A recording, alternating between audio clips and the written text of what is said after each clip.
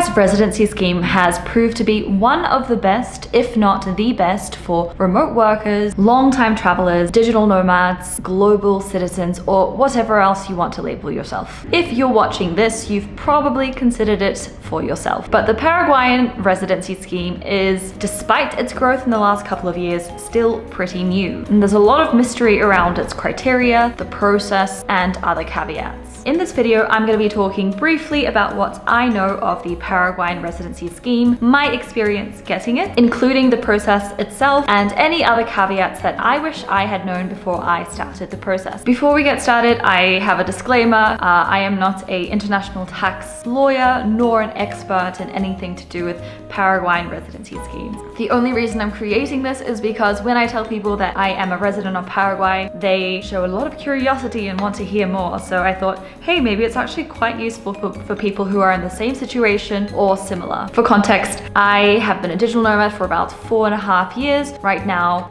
thankfully, I have ended that journey. Basically, my journey was a little bit different.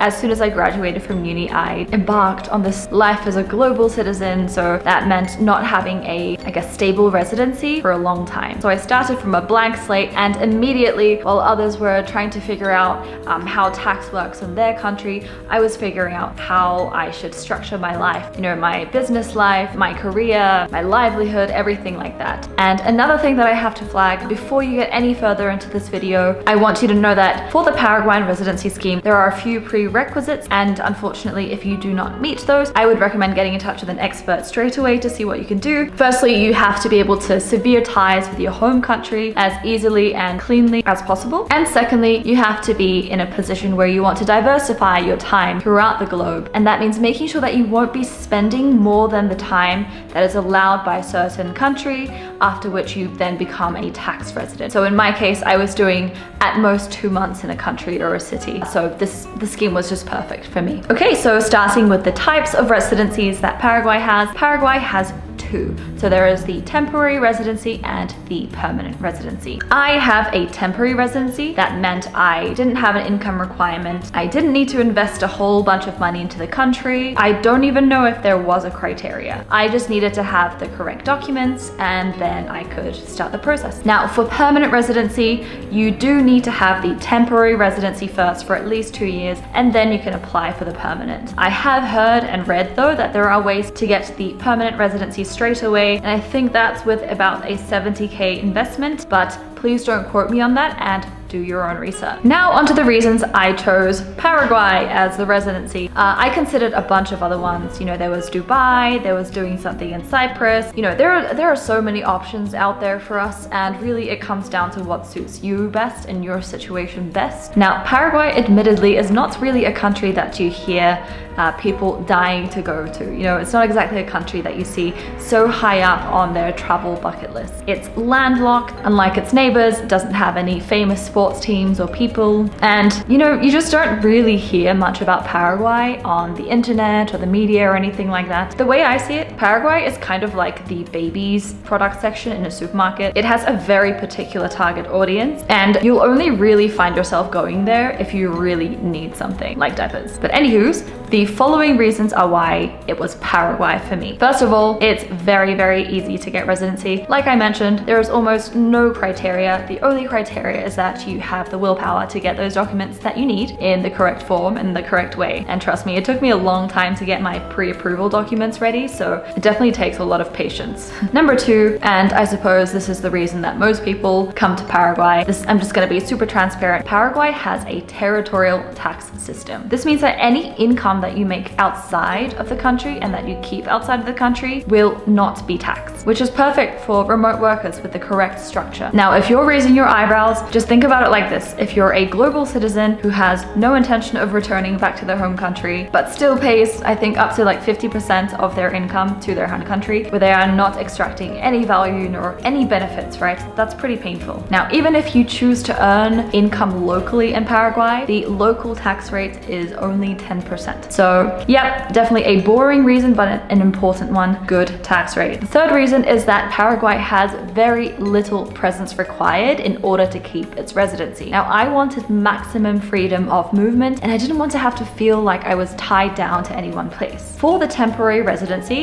you're only legally required to come in once every 2 years. Reason number 4 is that Paraguay is very safe, and not just in the physical sense where if you walk on the street, you feel like, you know, you're not in danger anytime. Of course, there are definitely like neighborhoods you shouldn't walk alone through late at night, especially if you're a woman, but in general, I would say Paraguay is a very safe country. Now, Paraguay is safe in another way too. Paraguay's government is very business friendly and basically just wants to make the country rich, which means that as a foreigner, you have all of these options to, I guess, like really create your roots in the country. That ranges from things like buying property, whether it's commercial or personal. You can buy land, you can open a business. There's just so many possibilities if you're looking for a country that will really accommodate to your wildest career motivations or wildest life goals. And I think those 4 reasons basically covers why I chose Paraguay. Okay, now onto the residency process itself. Now, because I hate bureaucracy and anything to do with paperwork, I immediately went with a lawyer/agency to do everything for me, and it was the best decision of my life. The first step in the process is to get your pre-documents in order. You need your birth certificate and a criminal or police record, depending on what country you're from. And both of these need to be apostilled. If you're married, you'll need a marriage certificate. And if you're a naturalized citizen, for example, I was born in Korea, but I am a citizen of New Zealand, you'll need that naturalization certificate as well. Okay, so once all those documents are correct and in order, it'll take some time. The next part was just flying to Paraguay and meeting my lawyer. Now, once you land in Paraguay, it's a super simple process, especially if you have someone guiding you throughout the way. When you're in Paraguay, you'll need to get a few documents like the Interpol certificate. You'll need a certificado de antecedentes para extranjeros, which I don't know what this is. I don't want to try to explain it. You'll also need a life and residency certificate. This is basically like a police certificate in Paraguay with an address. And you'll need 2 copies of these documents, all notarized. Oh, I forgot to mention that the pre-documents, you'll need to get them translated into Spanish, but don't worry, you can do this in Paraguay. I got it done through my lawyer. Now, once you get all the required documents in Paraguay, the next step is getting your residency card. This residency card is basically what registers all foreigners in Paraguay. At the moment, it takes around 3 months. And back when I did it, I could apply for my cédula, which is my ID card, at the same time. But I believe right now things have changed and you'll actually need to be there again to apply for your ID card. Previously, you could give your lawyer a power of attorney, which then allows them to collect all this for you and then ship it to wherever you are if you want to leave the country. But now you'll actually have to make 2 trips, or even better, stay in the country while the process is being completed. Now, I admit maybe the residency process in Paraguay is getting a little bit more difficult, which makes sense because there's a huge influx of people who want the residency. So my recommendation to you is that to not stall before it gets any harder to get. Carrying on with the process,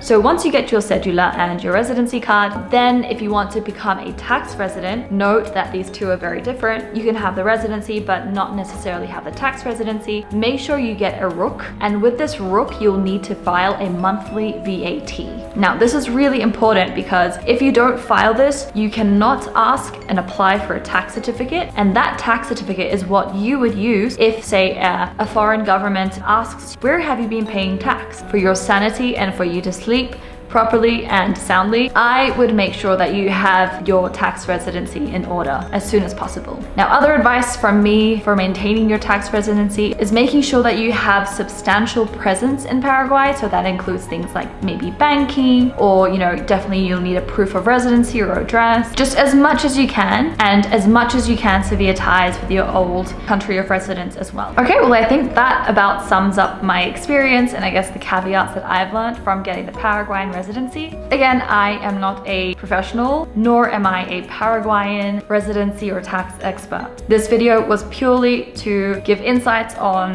my personal experience, and for proper advice, I would definitely recommend consulting with a Paraguayan residency and tax expert so that you don't get screwed over by someone like me. But anyways, I hope this helped and I hope it provided some insight. If you have any questions, please drop them in the comments and I will answer them if I can. If not, an expert is your best friend. Thank you for watching. Ciao and good luck.